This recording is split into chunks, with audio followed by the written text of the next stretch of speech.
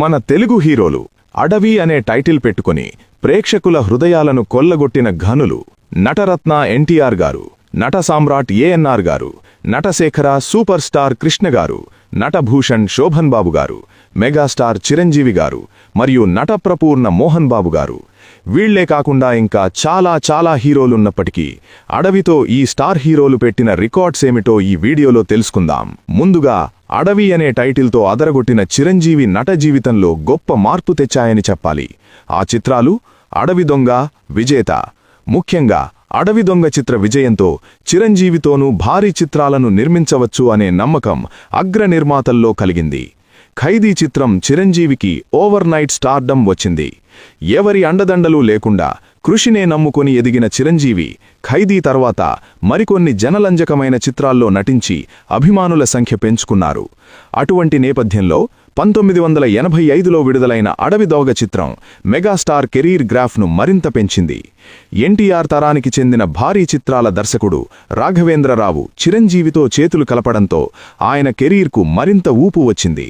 Solo హీరోగా చిరంజీవి రాఘవేంద్రరావు దర్శకత్వంలో నటించిన తొలి సినిమా ఇది. మెగాస్టార్ చిత్రాల వ్యాపార పరిధిని బాగా పెంచి బాక్సాఫీస్ను కొల్లగొట్టింది.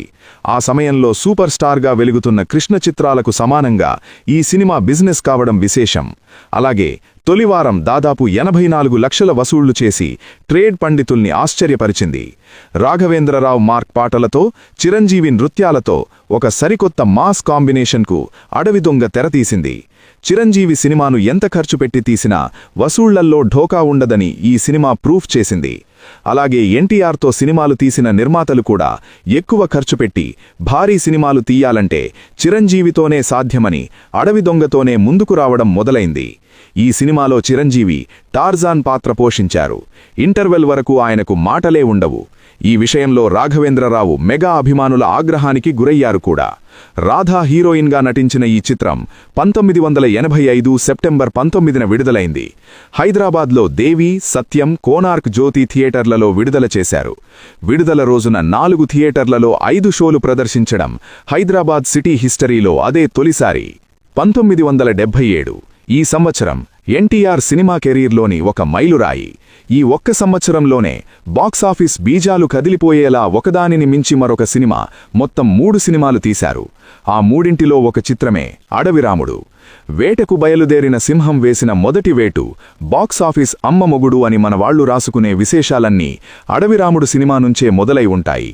అడవిరాముడు సినిమా ఆఫర్ నాకు వచ్చినప్పుడు నేను ఎంత భయపడ్డానో, ఎలా ప్రెజెంట్ చెయ్యాలి, కొత్తగా చెప్పడానికి ఏముంది అని దర్శకేంద్రుడు రాఘవేంద్రరావు గారు కంగారు పడిపోయారు. నిజమే, తెరమీద దైవత్వాన్ని సంతకంగా గీసిపారేసిన నటుడిని 6 కోట్ల మంది ఆంధ్రుల మనసుల్లో చేతి కదలిక, చెప్పబోయే మాట, నవ్వు, రూపరేఖలన్నీ స్పష్టంగా ముద్రించుకొని ఉన్న అభిమాన కథానాయకుణ్ణి ఎలా పరిచయం చేయాలి? కానీ దర్శకేంద్రుడు చేశాడు. కమ్యూనిజానికి కమర్షియల్ హంగులు అద్ది ఒక కొత్త కమర్షియల్ ఫార్ములా సృష్టించాడు. రిటైర్ అయిపోతారా ఎన్టీఆర్ అని భయపడుతున్న వాళ్లందరికీ అడవిరాముడు ఒక గొప్ప ఊరట. ఆసక్తికరమైన అంశాలు. నంబర్ 1, కన్నల దిగ్గజ నటుడు రాజ్ కుమార్ గంధగుడి చిత్రాన్ని ప్రేరణగా తీసుకుని అడవిరాముడు కథను తీర్చిదిద్దారు. నంబర్ 2, మొదటిసారి ఎన్టీఆర్ సినిమా కెరీర్లో మద్రాస్ దాటి 30 రోజులు పైగా షూటింగ్ చేయడం ఈ సినిమాకే. షూటింగ్ మొత్తం మధుమలై ఫారెస్ట్లో జరిగింది. నంబర్ 3, సినిమాస్కోప్లో ఎన్టీఆర్ మొదటి కలర్ చిత్రం అడవిరాముడు. నంబర్ 4, ఈ చిత్రం కోసం సినిమాస్కోప్కి వాడే లెన్స్ని జపాన్ నుండి తెప్పించారు. నంబర్ 5, ఈ చిత్ర షూటింగ్లో జయసుధకి మరియు జయప్రదకి కొన్ని మైనర్ యాక్సిడెంట్స్ జరిగాయి. నంబర్ 6, 3 కోట్లకు పైగా కలెక్ట్ చేసిన మొట్టమొదటి తెలుగు చిత్రం. నంబర్ 7, 50 రోజుల్లో 83 లక్షలు, 67 రోజులకే 1 కోటి కలెక్ట్ చేసిన మొదటి చిత్రమిది.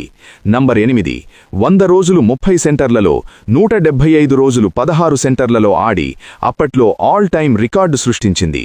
నంబర్ 9, నైజాంలో 100 రోజులు 6 సెంటర్లలో కంప్లీట్ చేసుకున్న మొదటి చిత్రం.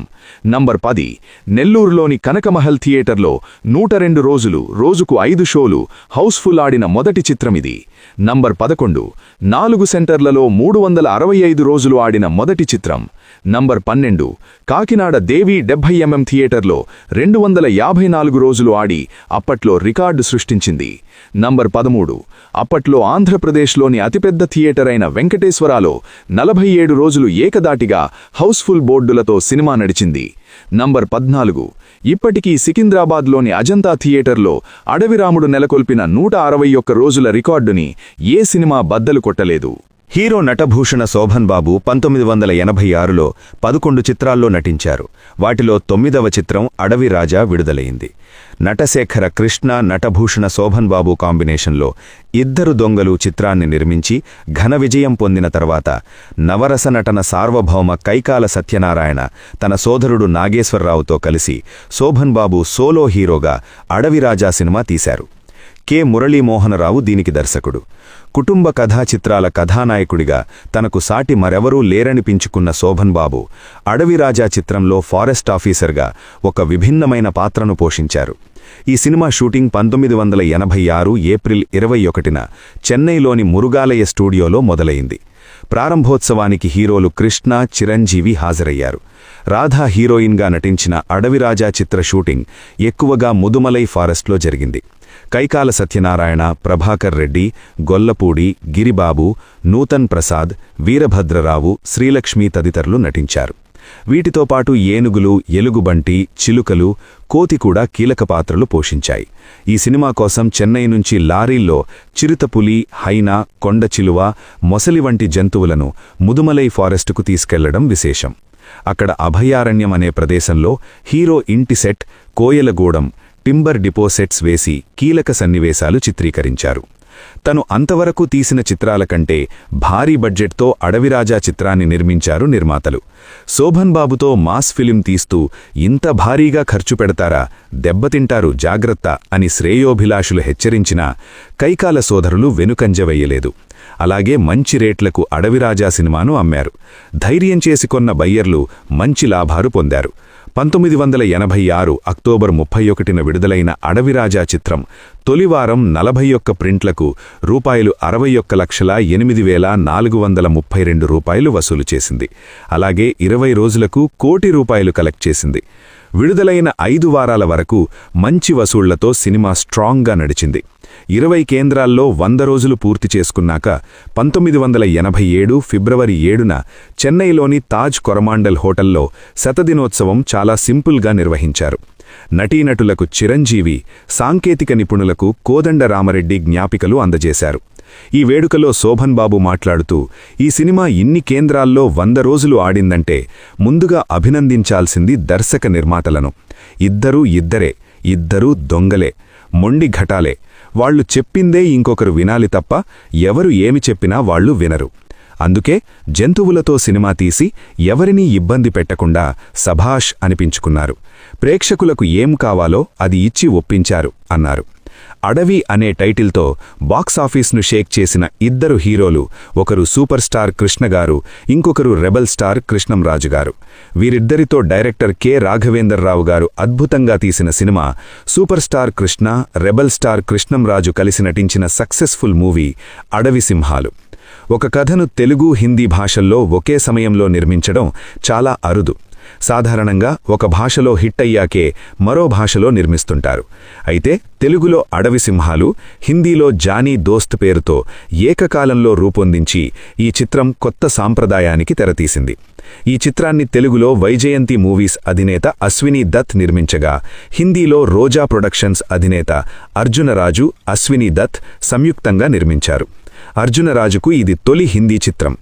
నటీనటులు మరియు సాంకేతిక నిపుణులు అడవి సింహాలలో కృష్ణ, కృష్ణంరాజు నటించగా, జానీ దోస్త్ సినిమాలో జీతేంద్ర, ధర్మేంద్ర హీరోలుగా నటించారు. ఈ 2 చిత్రాలకు రాఘవేంద్రరావు దర్శకత్వం వహించారు. మనుషులు చేసిన దొంగలు చిత్రం తర్వాత దాదాపు 5 ఏళ్ల అనంతరం కృష్ణ, కృష్ణంరాజు కలిసి నటించిన చిత్రమిది. 1983లో కృష్ణ నటించిన 4 మల్టీస్టార్ చిత్రాలలో అడవి సింహాలు ఒకటి. వైజయంతి సంస్థలో కృష్ణకు ఇది 2వ సినిమా కాగా, కృష్ణంరాజుకు ఇదే ప్రథమం. కృష్ణ సరసన శ్రీదేవి, కృష్ణంరాజు సరసన జయప్రద నటించారు. షూటింగ్ మరియు విశేషాలు: అడవి సింహాల షూటింగ్ మద్రాసు, ముదుమలై, విశాఖపట్నం ప్రాంతాల్లో జరిగింది.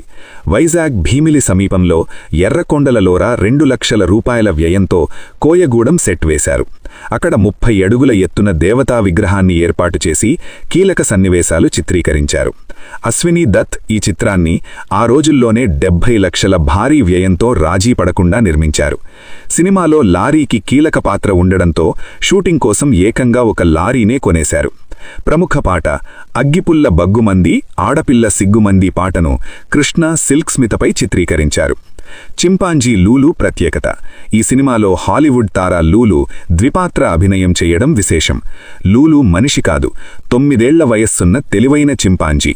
అమెరికా నుంచి వచ్చిన దీనికి 30 రోజుల షూటింగ్ కోసం 6 లక్షల పారితోషికం చెల్లించారు. షూటింగ్ సమయంలో ముదుమలై అరవిలో లూలు తప్పిపోగా వెతికి పట్టుకోవాల్సి వచ్చింది. విడుదల మరియు విజయం: 1983 ఏప్రిల్ 28న విడుదలైన ఈ చిత్రం భారీ ఓపెనింగ్ సాధించింది. మొదటి వారంలోనే 64 లక్షల రూపాయలు వసూలు చేసి ఆల్ టైమ్ రికార్డ్ సృష్టించింది. కృష్ణంరాజు అభిమానులను సంతృప్తిపరుస్తూ రాఘవేందర్రావు ఈ చిత్రాన్ని విజయవంతంగా తీర్చిదిద్దారు. అడవిలో అన్న 1997లో విడుదలైన తెలుగు చలనచిత్రం. బి. గోపాల్ దర్శకత్వంలో వహించిన ఈ చిత్రంలో మోహన్ బాబు, రోజా, బ్రహ్మానందం, తనికెళ్ల భరణి, ఏవిఎస్, మంచు మనోజ్ కుమార్, సుమిత్ర నటించగా వందేమాతరం శ్రీనివాస్ సంగీతాన్ని అందించారు. అడవిలో అన్న తెలుగు చిత్ర పరిశ్రమలో ఒక విలక్షణమైన ముద్ర వేసిన చిత్రం. నక్సలిజం నేపథ్యంలో వచ్చిన ఈ సినిమా మోహన్ బాబు కెరీర్లో ఒక మైలురాయిగా నిలిచింది. మోహన్ బాబు కుమారుడు మంచు మనోజ్ ఈ చిత్రంతోనే బాలనటుడిగా వెండితెరకు పరిచయమయ్యారు. తండ్రి చిన్నప్పటి పాత్రలో మనోజ్ నటన అందరినీ ఆకట్టుకుంది. వందేమాతరం శ్రీనివాస్ అందించిన సంగీతం ఈ సినిమాకు ప్రాణం పోసింది. ముఖ్యంగా వందేమాతరం పాటకి ఆయనకు ఉత్తమ నేపథ్య గాయకుడిగా నంది అవార్డు కూడా లభించింది. మాస్ సినిమాలకు పెట్టింది పేరైన బి. గోపాల్ సామాజిక అంశాన్ని కమర్షియల్ ఎలిమెంట్స్తో మేళవించి అద్భుతంగా తెరకెక్కించారు. అన్యాయానికి గురైన ఒక సామాన్యుడు శివయ్య మోహన్ బాబు వ్యవస్థలోని లోపాలను ఎదిరించడానికి ఎలా అడవి బాట పట్టి అడవిలో అన్నగా మారాడు అనేది చిత్ర ఇతివృత్తం. భూస్వాముల అరాచకాలు, పోలీసుల వేధింపుల మధ్య నలిగిపోయే పేదల పక్షాన నిలబడే ఒక విప్లవకారుడి పోరాటమే ఈ సినిమా. మోహన్ బాబు తనదైన గంభీరమైన నటనతో, డైలాగ్ డెలివరీతో సినిమాను భుజాన వేసుకున్నారు. ఎమోషనల్ సీన్స్లో ఆయన నటన ప్రేక్షకుల కళ్ళు చెమర్చేలా చేస్తుంది. రోజా పాత్ర పరిమితమైనా ఆకట్టుకుంది. Director B. గోపాల్ నక్సలైట్ ఉద్యమాన్ని సానుభూతితో చూపిస్తూనే సగటు ప్రేక్షకుడు ఆశించే యాక్షన్ మరియు సెంటిమెంట్ను సమపాళ్లలో కుదిరించారు. పరుచూరి సోదరుల మాటలు ఈ సినిమాకు పెద్ద ప్లస్. ముఖ్యంగా విప్లవ గీతాలు, అడవి నేపథ్యంలో వచ్చే సన్నివేశాలు చాలా సహజంగా ఉంటాయి. ఈ సినిమా బాక్సాఫీస్ వద్ద బ్లాక్ బస్టర్ విజయాన్ని అందుకుంది. విడుదలైన ప్రతి కేంద్రంలోనూ భారీ వసూళ్లు రాబట్టింది. అప్పట్లో ఈ సినిమా 50 రోజులు, 100 రోజులు చాలా కేంద్రాల్లో ప్రదర్శించబడింది. బి సెంటర్లలో, గ్రామీణ ప్రాంతాల్లో ఈ సినిమాకు విపరీతమైన ఆదరణ లభించింది. ఒసే రాముళ్ళమ్మ తర్వాత తెలుగులో మళ్లీ ఆ స్థాయిలో ప్రజాదరణ పొందిన విప్లవాత్మక చిత్రం ఇదే. ఈ సినిమా సాధించిన విజయంతో మోహన్ బాబుకు మాస్ ఫాలోయింగ్ మరింత పెరిగింది. సామాజిక స్పృహతో పాటు వినోదాన్ని పంచిన చిత్రంగా అడవిలో అన్న తెలుగు చిత్ర చరిత్రలో నిలిచిపోయింది. ఈ వీడియో మీకు నచ్చుతుందని ఆశిస్తూ ఈ వీడియోకి ఒక లైక్ చేయండి, షేర్ చేయండి. మా ఛానల్ని సబ్స్క్రైబ్ చేసి పక్కనే ఉన్న బెల్ ఐకాన్ని ప్రెస్ చేయండి. Thank you.